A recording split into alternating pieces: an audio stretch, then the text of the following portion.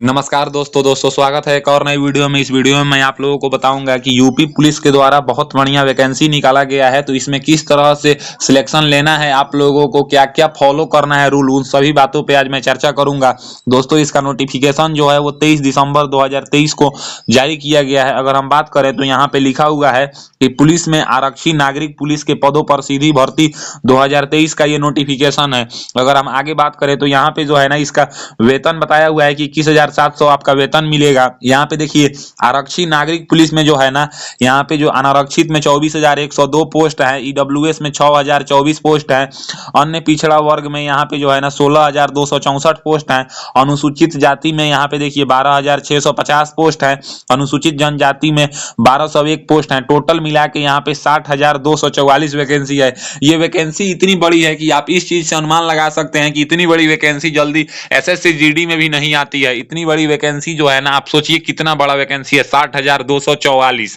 उसके बाद यहाँ पे बात करें तो देखिए यहाँ पे देखिए बताया जा रहा है कि आरक्षी नागरिक पुलिस के पद पर भर्ती हेतु पुरुष एवं महिला अभ्यर्थी पात्र होंगे। यानी कि ये दोनों कैंडिडेट इसको फॉर्म फिल कर सकते हैं, मेल हो चाहे फीमेल हो। उसके बाद यहाँ पे आवेदन का सारणी की अगर हम बात करें तो आपको जो है ना ऑनलाइन आवेदन या शुल्क जमा करने का जो तिथि है वो 27/12/2023 है, और लास्ट डेट जो है ना यहाँ पे ऑनलाइन आवेदन जमा करने की अंतिम तिथि 16 जनवरी 2024 है, और शुल्क जमा करने का जो है ना या संशोधन की अंतिम तिथि 18 जनवरी 2024 है। उसके बाद यहाँ पे बात करें तो आवेदन शुल्क जो है ना आपसे 400 रुपए का लिया जाएगा, आप देख सकते हैं, जो कि निर्धारित किया गया है यूपी पुलिस के द्वारा।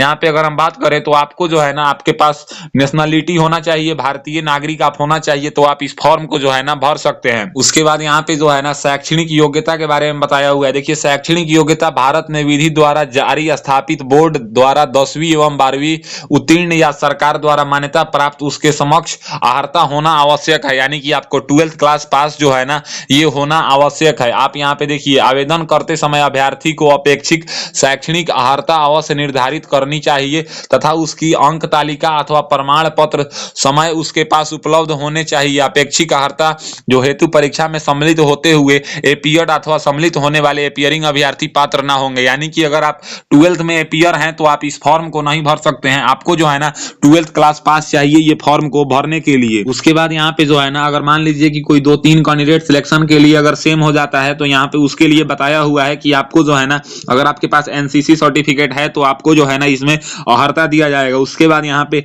अगर आयु सीमा की बात करें तो जो बोला जा रहा है कि 1/7/2023 से आपका एज काउंट किया जाएगा।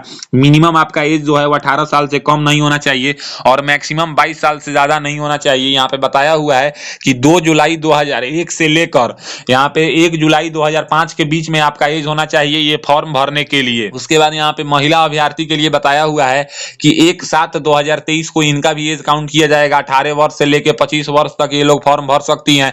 2 जुलाई 1998 से लेकर 1 जुलाई 2005 के अगर भीतर आपका जन्म हुआ है तो आप इस फॉर्म को भर सकते हैं। परंतु यहाँ पे अन्य पिछड़ा वर्ग, अनुसूचित जाति, अनुसूचित जनजाति और ऐसी अन्य श्रेणियां अभ्यर्थी केवल उत्तर प्रदेश के मूल निवासी हैं तो उनको जो है ना रिजर्वेशन दिया जाएगा। यानी कि अगर आप किसी अदर स्टेट से आते हैं और इस फॉर्म को फिल करेंगे तो आपको किसी भी प्रकार का जो है ना रिजर्वेशन नहीं दिया जाएगा, केवल और केवल उत्तर प्रदेश के कैंडिडेट्स को ही रिजर्वेशन दिया जाएगा। उसके बाद यहाँ पे चरित्र के बारे में बताया है कि आपके ऊपर कोई भी केस मुकदमा नहीं होना चाहिए। जैसा कि गवर्नमेंट जॉब करने के लिए चरित्र मांगा जाता है उस प्रकार का आपका चरित्र होना चाहिए। उसके बाद यहाँ पे जो है ना बोला जा रहा है कि वैवाहिक स्थिति में बताया जा रहा है नियुक्ति के लिए यहाँ पे देखिए ऐसा पुरुष अभ्यर्थी पात्र ना होगा जिसकी 1 से अधिक पत्नियां जीवित हो, या ऐसी महिला अभ्यर्थी पात्र ना होगी जिनकी 1 से ज्यादा पुरुष से शादी हुआ है। यानी कि अगर आपका 1 शादी है तो कोई दिक्कत नहीं है, लेकिन 2-3 शादी अगर आप किए हैं तो आप इसमें जो है ना फॉर्म भरने के लिए एलिजिबल नहीं है। उसके बाद यहाँ पे शारीरिक स्वच्छता, किसी भी अभ्यर्थी को सेवा के किसी भी पद पर तब तक नियुक्त नहीं किया जाएगा जब तक वह मानसिक और शारीरिक दृष्टि से उसका स्वास्थ्य ना अच्छा ना हो। मतलब जो है ना आपको मेडिकली फिट होना चाहिए, क्योंकि ये यूपी पुलिस कांस्टेबल का भर्ती है। उसके बाद यहाँ पे बताया हुआ है कि उत्तर प्रदेश पुलिस आरक्षी तथा मुख्य आरक्षी सेवा नियमावली 2015 यथा संशोधित के नियम 6 के अनुसार शारीरिक रूप से विकलांग व्यक्ति पुलिस सेवाओं के लिए अर्ह नहीं होंगे। यानी कि अगर आप विकलांग हैं तो आप इस भर्ती के लिए चयन नहीं होंगे। भर्ती की प्रक्रिया का बात करें तो यह चयन उत्तर प्रदेश पुलिस आरक्षी तथा यहाँ पे देखिए आरक्षी तथा मुख्य आरक्षी सेवा नियमावली 2015 यथा संशोधित उत्तर प्रदेश पुलिस आरक्षी तथा मुख्य आरक्षी सेवा प्रथम संशोधन नियमावली 2017 समय समय पर तथा संशोधित अधिनियम किया जाएगा। यह नियमावली बोर्ड की वेबसाइट uppbpb.gov.in पर अभ्यर्थी को अवलोकन हेतु उपलब्ध है। उसके बाद यहाँ पे देखिए लिखित परीक्षा के बारे में बताया हुआ है कि ऐसे अभ्यर्थी जिनके आवेदन पत्र प्रथम दृष्टि से सही पाए जाएंगे ऑफलाइन लिखित परीक्षा में सम्मिलित होने की अपेक्षा की जाएगी। यानी कि जो है ना आपका लिखित परीक्षा किया जाएगा। लिखित परीक्षा जो है ना वस्तुनिष्ठ प्रश्न आपसे पूछे जाएंगे। यहाँ पे बताया हुआ है प्रश्न रखा जाएगा। लिखित परीक्षा 300 अंकों की होगी जिसकी समय 2 घंटे होगी और यहाँ पे होगी लिखित परीक्षा निम्नलिखित 4 विषय में होंगे। एक सामान्य ज्ञान, सामान्य हिंदी, उसके बाद यहाँ पे संख्यात्मक एवं मानसिक योग्यता तथा मानसिक अभिरुचि, बुद्धि लब्धि एवं तार्किक क्षमता। उसके बाद अभ्यर्थी की लिखित परीक्षा में यहाँ पे बताया गया गलत उत्तर देने के लिए ऋणात्मक अंक प्रदान किए जाएंगे। इस लिखित परीक्षा में कुल 150 प्रश्न होंगे जिनके प्रत्येक सही उत्तर के लिए 2 अंक दिए जाएंगे। आरक्षी भर्ती नियमावली के अनुसार भर्ती अभ्यर्थी के प्रत्येक गलत उत्तर के लिए 0.5 नंबर आपसे कटौती कर लिए जाएंगे। उसके बाद जो है ना यहाँ पे बोला जा रहा है कि परीक्षा जो होगा वो OMR सीट पे होगा, यानी कि आपका ऑनलाइन एग्जामिनेशन नहीं होगा और OMR सीट पे होगा। और यहाँ पे देखिए परीक्षा की संख्या के अनुसार लिखित परीक्षा एक ही दिनांक को एकल पाली में अथवा एक से अधिक पाली में अथवा एक से अधिक दिनांकों को विभिन्न प्रश्न पत्र के साथ विभिन्न पालियों में कराई जाएगी। यानी कि ये जिस तरह से कैंडिडेट्स फॉर्म भरेंगे ना जिनकी संख्या होगी उसी अनुसार यहाँ पे कराया जाएगा। लिखित परीक्षा यहाँ पे बताया जा रहा है कि अगर एक से अधिक पालियों में होता है तो इसमें जो है ना नॉर्मलाइजेशन लागू होगा। यहाँ पे बताया हुआ है नॉर्मलाइजेशन के बारे में। उसके बाद यहाँ पे बताया जा रहा है कि लिखित परीक्षा के उपरांत बोर्ड द्वारा उत्तर कुंजी प्रकाशित की जाएगी तथा प्रश्नों एवं उत्तर विकल्पों के बारे में अभ्यर्थियों से आपत्तियां आमंत्रित की जाएगी। यानी कि अगर कोई आपको डाउट है तो आप उस पर क्लेम कर सकते हैं कि ये मेरा क्वेश्चन सही है या गलत है। लिखित परीक्षा के लिए विस्तृत प्रक्रिया के अवधारण बोर्ड द्वारा किया जाएगा और इसे यथा समय बोर्ड की वेबसाइट पर प्रदर्शित किया जाएगा।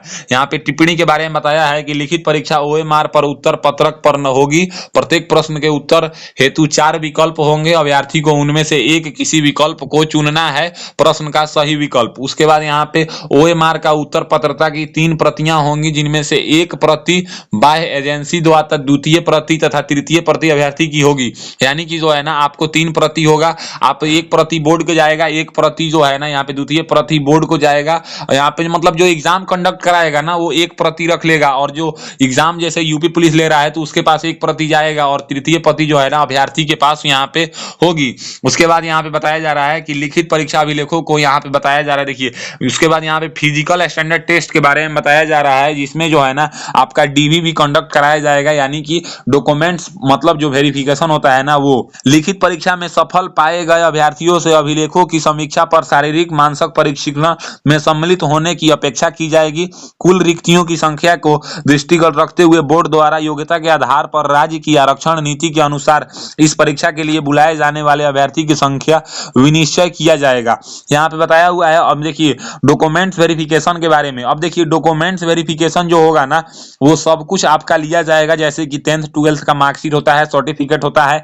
अगर आप किसी रिजर्वेशन कैटेगरी से आते हैं तो उसका सर्टिफिकेट होता है, आधार कार्ड, ये सब। अब देखिए यहाँ पे फिजिकल स्टैंडर्ड टेस्ट यानी कि PST के बारे में बताया हुआ है कि पुरुष अभ्यर्थी के लिए निम्नलिखित जो है ना शारीरिक मानक निवारण है। यहाँ पे देखिए सबसे पहले आपको जो है ना 168 सेंटीमीटर आपकी हाइट होनी चाहिए। यहाँ पे ये बात बताया जा रहा है। उसके बाद यहाँ पे बोला जा रहा है कि अगर आप अनुसूचित जनजाति के पुरुष अभ्यर्थी के लिए न्यूनतम ऊंचाई 160 सेंटीमीटर होना चाहिए। सीना के बारे में यहाँ पे बताया हुआ है कि मिनिमम 79 सेंटीमीटर आपका सीना होना चाहिए और मैक्सिमम फुलाने के बाद 84 सेंटीमीटर फूलना चाहिए। उसके बाद यहाँ पे अनुसूचित जनजातियों के अभ्यर्थी के लिए 77 सेंटीमीटर मिनिमम सीना मांगा गया है, फुलाने के बाद 82 सेंटीमीटर होना चाहिए। यहाँ पे न्यूनतम 5 सेंटीमीटर का सीने में फुलाव अनिवार्य है। आप यहाँ पे देखिए 5 सेंटीमीटर का सीने में फुलाव अनिवार्य है। महिला अभ्यर्थी के लिए बताया गया है कि 152 सेंटीमीटर का हाइट होना चाहिए और अगर आप अनुसूचित जनजातियों की महिला अभ्यर्थी हैं तो 147 सेंटीमीटर आपका हाइट होना चाहिए। महिला के लिए बताया है कि मिनिमम 40 किलो आपका वेट होना चाहिए। और यहाँ पे देखिए यदि कोई अभ्यर्थी अपने शारीरिक मानक परीक्षण से असंतुष्ट है तो वह प्रशिक्षण के ठीक पश्चात उसी दिन वहीं आपत्ति दाखिला कर सकता है। यानी कि अगर आपको लगता है कि आपका हाइट या चेस्ट गलत नापा गया है तो आप वहीं पे कंप्लेन कर सकते हैं। देखिए फीमेल से कोई भी चेस्ट का नाप नहीं लिया जाता है, ये फ्री मतलब ये एक्सटेंड होता है इसमें। और यहाँ पे बताया है कि 4.8 किलोमीटर का रनिंग कराया जाएगा जो कि आपको 25 मिनट में कंप्लीट करना होगा। पुरुष अभ्यर्थी के लिए 2.4 किलोमीटर का रनिंग कराया जाएगा जो कि 14 मिनट में कंप्लीट करना होगा महिला अभ्यर्थी के लिए। उसके बाद यहाँ पे बताया हुआ है कि प्रशिक्षण की विस्तृत प्रक्रिया बोर्ड द्वारा अवधारित की जाएगी और इससे यथा समय बोर्ड की वेबसाइट पर प्रदर्शित किया जाएगा। चयन तथा अंतिम मेधा सूची, यहाँ पे योग्यता सूची बताया जाएगा कि अगर कोई बोर्ड द्वारा प्रतीक्षा सूची तैयार नहीं की जाएगी, यहाँ पे देखिए 2 या 2 से अगर अधिक विद्यार्थी जो है ना, जिनके अंक समान होने पर ऐसे अभ्यर्थी को भर्तियां प्रदान की जाएगी जो अधिमानी अर्हता यदि कोई हो रखते हैं, यानी कि अगर कोई एनसीसी वाला हो तो उसको भर्तियां दिया जाएगा। अगर उसके बाद भी अगर दोनों समान हो जाते हैं ना, तो जिनका जन्म तिथि पहले होगा उनको वरीयता दिया जाएगा। आरक्षण एवं वायु सीमा में छूट के लिए बताया जाया है कि जो उत्तर प्रदेश के मूल निवासी अभ्यर्थी को हो वहीं अनुमान्य होगा, यानी कि वहीं लागू होगा। महिलाओं के आरक्षण हेतु उत्तर प्रदेश शासन के कर्मियों अनुभाग 2 के सनादेश संख्या में इतना आपको ये सब सर्टिफिकेट आपको बनवा लेना है। अनुसूचित जाति, अनुसूचित जनजातियों और अन्य श्रेणियों अभ्यर्थियों के लिए आरक्षण उत्तर प्रदेश लोक सेवाओं, अनुसूचित जातियों, अनुसूचित जनजातियों, अन्य पिछड़े वर्गों के लिए आरक्षण अधिनियम 1994 समय समय पर यथा संशोधित उत्तर प्रदेश लोक सेवाओं, शारीरिक रूप से विकलांग स्वतंत्रता सेनानियों के आश्रित भूतपूर्व सैनिक के लिए आरक्षण अधिनियम 1993 के उपबंधों को भर्ती समय प्रवर्तित सरकार के आदेशों द्वारा अनुसरण किया जाएगा। उसके बाद यहाँ पे बताया जा रहा है कि उत्तर प्रदेश के मूल निवासी अभ्यर्थी के लिए आर्थिक रूप से कमजोर वर्ग के लिए आरक्षण 10% का लाभ दिया जाएगा, जो कि यहाँ पे बताया हुआ है कि यहाँ पे आरक्षण का लाभ अधिनियम 2020 यहाँ पे दिनांक 31/8/2020 के अनुसार किया जाएगा। आर्थिक रूप से कमजोर वर्ग ईडब्ल्यूएस के अंतर्गत आरक्षण का दावा करने वाले अभ्यर्थी जिनकी परिवार की समस्त स्रोतों से वेतन, कृषि, व्यापार, व्यवसाय आदि से 8 लाख से अगर कम है तो वो लोग ईडब्ल्यूएस में आएंगे। 10% का आरक्षण का वो लोग लाभ लेंगे। उसके बाद यहाँ पे बताया हुआ है कि अगर आप जो है ना होमगार्ड के आरक्षण आदेशानुसार, ये सब बताया हुआ है कि अगर आप होमगार्ड में हैं तो ये जो 25 जनवरी 1995 के अनुसार होगा ये आपको लागू किया जाएगा। अनुसूचित जातियों के लिए यहाँ पे बताया हुआ है कि आपको जो है ना उत्तर प्रदेश लोक सेवाओं, अनुसूचित जातियों, अनुसूचित जनजातियों तथा अन्य पिछड़ा वर्गों के लिए जो है ना आपको सर्टिफिकेट बनवाना होगा ताकि आपको 5 साल का एज में छूट मिल सके, जो कि जाति प्रमाण पत्र प्रारूप 1 में है। जिला अधिकारी, अतिरिक्त जिला अधिकारी, सिटी मजिस्ट्रेट, उप जिला मजिस्ट्रेट, तहसीलदार, जिला समाज कल्याण अधिकारी, इसमें से अगर किसी से भी आप सर्टिफिकेट बनवाते हैं तो ये मान्य होगा। उसके बाद यहाँ पे अनुसूचित जनजातियों के लिए बताया हुआ है कि उत्तर प्रदेश के द्वारा आपको सर्टिफिकेट बनवाना है जो जाति प्रमाण प्रारूप 1 में है, 5 साल की छूट मिलेगा। यहाँ पे बताया हुआ है कि किसके द्वारा बनवाना है। उसके बाद यहाँ पे अन्य पिछड़ा वर्ग के लिए 5 साल का छूट मिलेगा जो कि जाति प्रमाण पत्र बनाना है, यहाँ पे बताया हुआ है। उसके बाद यहाँ पे देखिए ईडब्ल्यूएस वालों के लिए कोई भी छूट नहीं है, लेकिन आपको किससे बनवाना है तो इसमें से भी किसी से आप बनवा सकते हैं। उसके बाद यहाँ पे बताया हुआ है कि अगर आप भूतपूर्व सैनिक हैं तो आपको 3 साल की एज में छूट दिया जाएगा। यहाँ पे जो है ना यूनिट अधिकारी प्रभारी से जो है ना आपको सर्टिफिकेट बनवाना होगा। उसके बाद यहाँ पे होमगार्ड के लिए बताया हुआ है कि किस तरह का छूट मिलेगा, महिला के बारे में बताया हुआ है। और आगे बात करें तो यहाँ पे बोला जा रहा है कि जो ओएमआर सीट होगा वो हॉरिजॉन्टल, यहाँ पे हॉरिजॉन्टल रिजर्वेशन की नीति ओवरऑल क्षैतिज आरक्षण की है। यहाँ पे बताया हुआ है कि और भी इसकी डिटेल्स है जो भी यहाँ पे मतलब उत्तर प्रदेश के द्वारा लागू होता है। स्वतंत्रता संग्राम सेनानियों के आश्रित जो है ना जिसने वरीगत वीर गति की प्राप्त की हो, जिनसे कम से कम 2 माह की अवधि के लिए कारावास का दंड भोगा हो, उन्हीं को ये सब मिलेगा। यहाँ पे बताया 1 या 2। उसके बाद यहाँ पे देखिए जो जंतरवादी हैं इनके मतलब स्वतंत्रता सैनिक बताया है, भूतपूर्व सैनिक के बारे में बताया हुआ है। उसके बाद बताया जा रहा है कि अगर कोई फीमेल कैंडिडेट्स है और उनकी शादी हो चुकी है ना, तो जो उनका पिता का मतलब कास्ट सर्टिफिकेट होता है ना, जो पिता के घर के बनता है, मतलब वो क्या बोलते हैं, उनका जो पति होते हैं उनके घर का नहीं, पिता के घर का कास्ट सर्टिफिकेट माना जाएगा। उसके बाद यहाँ पे बताया हुआ है कि आरक्षण की दावेदारी के समर्थन में संबंधित मूल प्रमाण पत्र अभिलेखों समीक्षा डीबी के समय प्रस्तुत न किए जाने पर यह अवधारणा की जाएगी कि अभ्यर्थी आरक्षण का दावेदार नहीं है एवं तदनुसार यह दावेदारी निरस्त कर दी जाएगी, यानी कि आपको सर्टिफिकेट लगाना ही होगा। उसके बाद यहाँ पे बताया हुआ है कि ऑनलाइन आवेदन करने की जो प्रक्रिया है वो uppbpb.gov.in पे आप जाके यहाँ पे ऑल नोटिफिकेशन को रीड कर सकते हैं और कैंडिडेट्स रजिस्ट्रेशन के ऊपर क्लिक करके 27 तारीख से जो है ना आप फॉर्म को भरेंगे। इसके बाद अभ्यर्थी आवेदन शुल्क का भुगतान online debit card, credit card और यहाँ पे इंटरनेट बैंकिंग यूपीआई के माध्यम से आपको करना होगा। यहाँ पे बताया हुआ है कि आवेदन पत्र भरने में आ रही किसी भी समस्या के निराकरण हेतु हेल्पलाइन नंबर यहाँ पे दिया हुआ है, इस पे जो है ना आप लोग संपर्क कर सकते हैं। उसके बाद यहाँ पे बताया रहा है कि विकल्प एक ऑनलाइन शुल्क का भुगतान करने के लिए किससे करेंगे तो डेबिट कार्ड, क्रेडिट कार्ड, यहाँ पे इंटरनेट बैंकिंग यूपीआई से आप लोग करेंगे। उसके बाद ऑनलाइन शुल्क के सफल सफलतापूर्वक जमा हो जाने के बाद आवेदन सबमिट करने ही करता जाएंगे तब सबमिट हो जाएगा। उसके बाद यहाँ पे बताया जा रहा है कि शुल्क जमा करने की अंतिम तिथि अभ्यर्थी द्वारा शुल्क जमा करने की दशा में उसका आवेदन स्वीकार किया जाएगा। अगर आप जमा नहीं करेंगे आवेदन तो है ना, तो आपका वो स्वीकार नहीं किया जाएगा। अगर आपका जो है ना सर्टिफिकेट नहीं आया है तो आप डिजी लॉकर के माध्यम से सर्टिफिकेट अपलोड कर सकते हैं, या अगर आ चुका है तो यहाँ पे स्कैन की हुई प्रति आप लोग अपलोड करेंगे। फोटोग्राफ एवं हस्ताक्षर के बारे में बताया हुआ है कि अभ्यर्थी का रंगीन फोटो आवेदन में उल्लेखित निर्धारण के अनुसार 20 KB से कम और यहाँ पे 20 KB से ज्यादा और 50 KB से कम आपको अपलोड करना है, एवं हस्ताक्षर 5 KB से ज्यादा और 20 KB से कम आपको अपलोड करना है। उसके बाद यहाँ पे बताया हुआ है कि देखिए KB में ही स्कैन करें। यह ध्यान रखें कि रंगीन फोटो न्यूनतम होनी चाहिए। रंगीन फोटो का आकार यहाँ पे देखिए 1.5 इंच गुने 45 मिली यानी कि 0.7 इंच होना चाहिए, जिसमें से फोटो का लगभग 70% भाग चेहरा दिखना चाहिए, यानी कि आपका चेहरा दिखना चाहिए।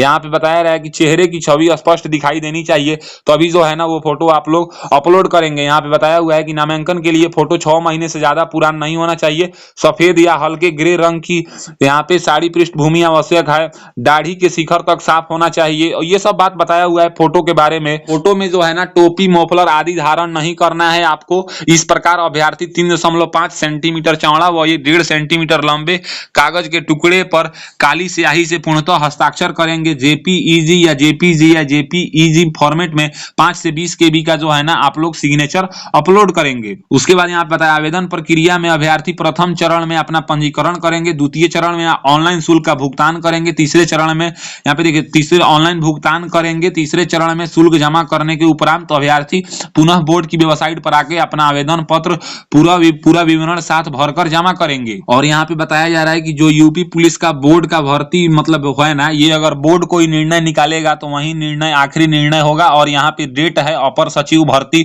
उत्तर प्रदेश पुलिस भर्ती एवं के, और यहाँ पे सिग्नेचर किया हुआ है। तो ये था कुल नोटिफिकेशन का। और यहाँ पे बताया हुआ है कि देखिए लिखित परीक्षा का पाठ्यक्रम जो होगा वो यहाँ पे सामान्य ज्ञान का जनरल नॉलेज का सिलेबस बताया हुआ है, कहाँ कहाँ से पूछेगा। उसके बाद यहाँ पे बात करें तो सामान्य हिंदी का सिलेबस बताया हुआ है। उसके बाद यहाँ पे बात करें तो आपको देखिए यहाँ पे numerical and mental ability test है, न्यूमेरिकल एबिलिटी है। इसमें से बताया जा रहा है कि आपका जो मैथ है वो किस किस चैप्टर से पूछा जाएगा। उसके बाद यहाँ पे जो है ना मेंटल एबिलिटी के बारे में बताया हुआ है कि कहाँ कहाँ से आपका पूछा जाएगा। उसके बाद यहाँ पे बताया हुआ है mental aptitude IQ and reasoning ability test के बारे में बताया हुआ है कि मेंटल एप्टीट्यूड में कहाँ कहाँ से क्वेश्चन पूछा जाएगा। उसके बाद यहाँ पे तार्किक क्षमता यानी कि रीजनिंग एबिलिटी के बारे में भी बताया हुआ है। उसके बाद यहाँ पे प्रारूप 1 में दिया हुआ है कि उत्तर प्रदेश अनुसूचित जाति अनुसूचित जनजाति का जाति प्रमाण पत्र का प्रारूप कैसा होना चाहिए, ये यहाँ पे बताया हुआ है। तो आज के इस वीडियो में आपको पता चल गया कि उत्तर प्रदेश के द्वारा जो 60,000 से ज्यादा पुलिस कांस्टेबल का भर्ती निकाला गया है, इसके ऑनलाइन आवेदन से लेकर पूरी डिटेल्स आपको पता चल गया होगा। अगर मेरी दी हुई जानकारी आपको पसंद आता है तो मेरे वीडियो को लाइक कीजिए एंड ऐसे ही इन्फॉर्मेटिव वीडियो के लिए मेरे चैनल को सब्सक्राइब कीजिए। आज के लिए बस इतना ही, मैं आपसे विदा लेना चाहूंगा। तब तक आप लोग देखते रहिए मेरा यूट्यूब चैनल फॉर्म फिलअप की नॉलेज। जय हिंद, जय भारत।